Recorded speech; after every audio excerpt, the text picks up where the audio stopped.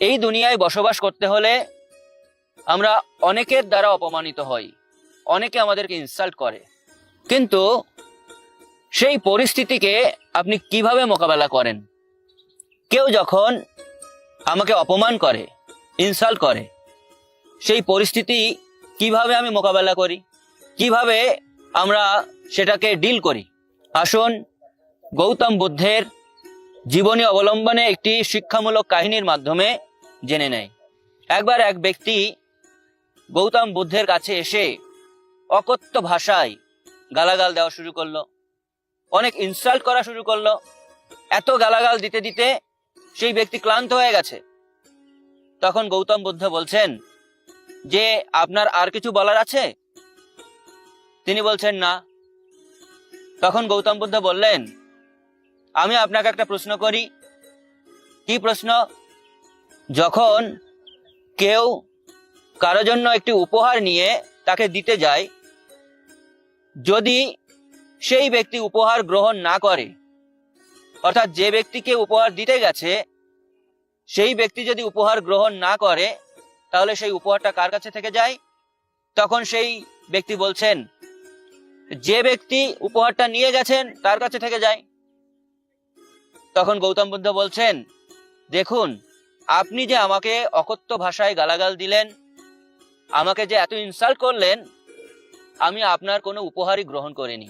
তার অর্থ হচ্ছে গৌতম বুদ্ধ সে যত কথাই বলেছে অকথ্য ভাষায়, তার কোনোটাই তিনি গ্রহণ করেননি। তার মানে সেই সব কিছু যে বলেছে তার কাছে থেকে গেছে।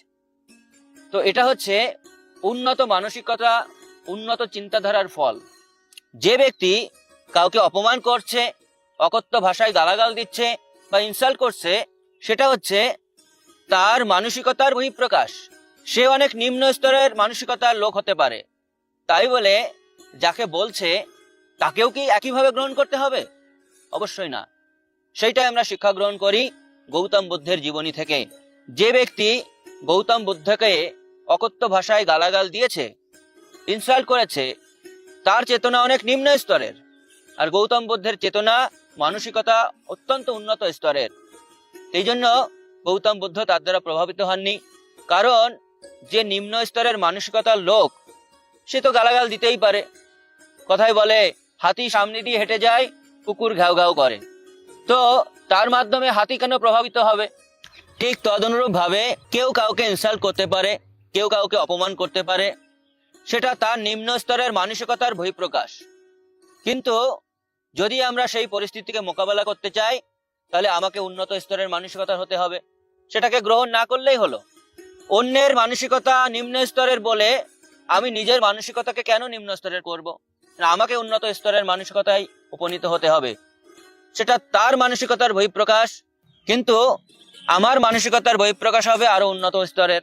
কে আমাকে কিভাবে বিচার করলো তার দ্বারা প্রভাবিত না হয়ে আমি আমার চেতনা, আমার মানসিকতাকে উন্নত করি। তাহলেই যে কোনো পরিস্থিতিকে মোকাবেলা করে আমরা সামনের দিকে এগিয়ে যেতে পারবো।